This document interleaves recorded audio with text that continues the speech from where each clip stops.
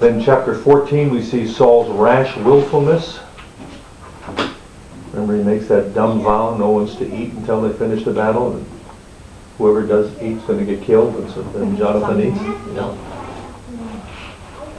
And then the next thing would be his disobedience and deceit in chapter 15.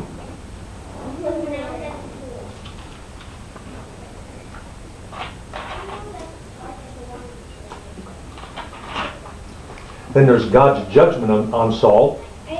Following his disobedience and deceit, the Spirit of the Lord departs from him, chapter 16, and an evil spirit from God begins to trouble him. And then toward the end of his life, before he's killed, he ends up telling David, "Behold, I played the fool."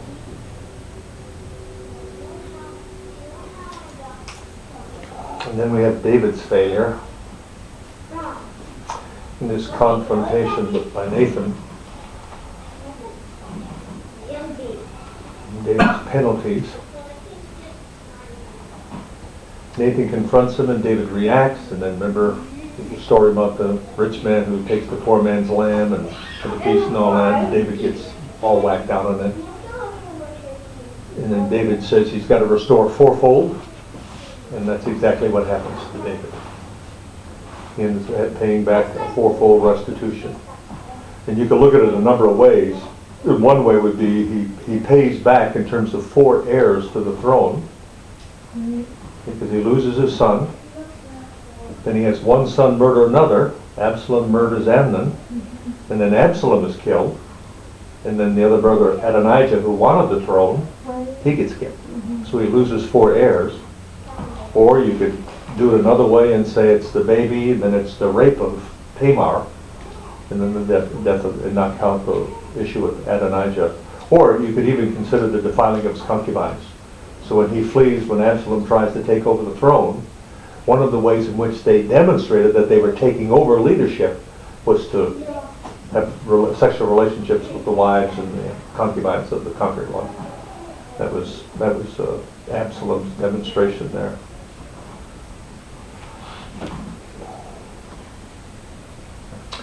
Are you familiar with the Psalms that demonstrates David's repentance, his repentant heart, as a result of the confrontation with Nathan?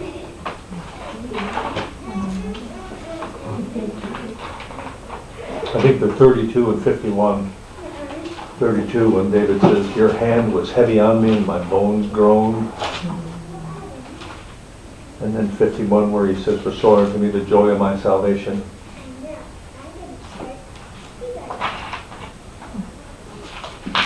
Is that right? I did it from memory, so I think the right ones.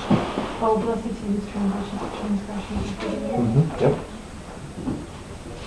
When I kept silent, my bones wasted away through my groaning all day long. For day and night your hand was heavy upon me. My strength was sapped in the heat of the summer. Then I acknowledged my sin to you, and I did not cover up my iniquity. I said, I will confess and transgress with the Lord. You forgave the guilt of my sin. And that Psalm 2 is one of the Old Testament illustrations of imputed righteousness, verses 1 and 2.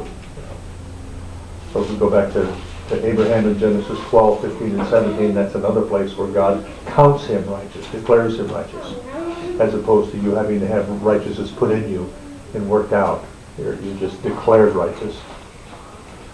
And then in 51, where he wants the joy of his salvation restored. Okay, significant events in the Samuels. There are a whole bunch of them. I just picked some. One would be Samuel's birth.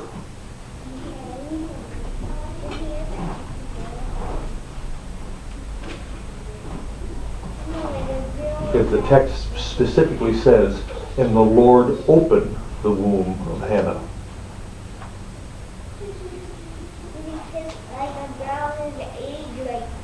Then there's the miraculous call of God on Samuel, chapter 3. And the text is clear that there had not been much of that, if any, going on for quite some time. And so when it happens, then Eli realizes something's up. You remember what Eli told Samuel to say when God called him that third time? How was he to answer?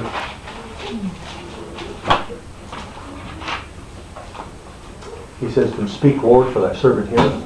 That's how he was supposed to respond. Then we have the episode with the ark in chapter 4. The Philistines and the Israelites are going into battle.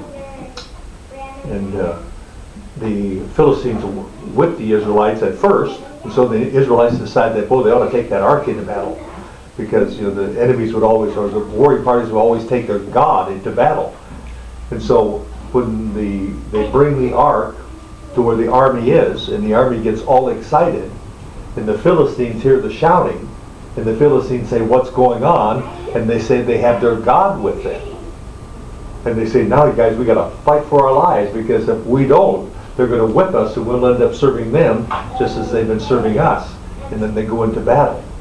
And then the Israelites lose, and the ark is taken captive. Now, what's interesting, go to Psalm 78. Because in the 1 Samuel 4, it says the ark is, quote, taken. But I would suggest that in Psalm 78, he's relating this part of the history. And in verse 61 of chapter 78, of Psalm 78, he says, "He sent the ark of his might into captivity." So God took that ark into the Philistine possession rather than the Philistines taking it. And in part, I would suggest that God's demonstrating to the people that he's taking his power and his presence from them because they didn't want it. And so now he goes and now he's going to demonstrate to the Philistines his power and presence. And so we see in chapter 5, the episode with they put the ark there and then they put it in the presence of their fish god Dagon. And then they find God knocked down him, morning in his hands and feet knocked off and all the rest. Then the Philistines are so rattled with it because there's such distress coming upon the nation of Philistines. They send it from city to city, and everywhere it goes, everybody gets whacked out. So they finally realize they got to get rid of that dumb thing. Then they figure out how to send it back. And so they decide to send it back on this driverless cart pulled by these cows with the little calves there. But didn't they keep the calves? They kept the calves, yeah. So that it wouldn't be there. Yeah. Yep. I thought that was good. And so it says the cows dragged this thing back to the land of Israel. It says that they went mowing all the way, but God took it back. Then the men of Beth Shemesh get it. And remember what the men of Beth Shemesh did? They get the ark and they're all excited about having it. And so they sacrificed the cows. They did. They sacrificed the cows. They cut up the cart and offered the sacrifice on it. And then they did one thing after that to their regret. They looked in it. They took the lid off, and God killed 50,070 of them, just like that, just because they looked in. So then they wanted to get rid of it, so then it's sent to another city, it's sent to Kiriath Jearim, and then it's in this other city for 20 years. And so for that next 20-year period, the ark still isn't back where it had been at Shiloh. Okay. Then we have another miraculous deliverance in chapter 7 with the Philistines. 50,070? I think it says 50,070. 70 out of 50,000. Oh, is that right? I thought mine said 70 of 50,000. And 50,000. I may have read that wrong. Is that 619? 619, I think. No, he said, well, in TNIV it says putting 70 of them to death because Oh, the ark. yeah, I misread it. Okay. It doesn't say anything about 50,000. Yeah. 60. Oh, so what? Yeah. What is it in the Hebrew that it would... I didn't have my Hebrew with me. I was reading out of King James, and I think King James was 70 or 50,000. I thought it was 70 and 50,000. Yeah. So it's only 70. Why in a translation would you ever drop the 50,000? I don't know. It seems significant. Yeah. And why, just trying to think of why 70? There's a significance. Something That else. 7 thing? 70. I know, that whole... What's it? The sub says a few Hebrew manuscripts, most manuscripts, and the Septuagint 50, 070.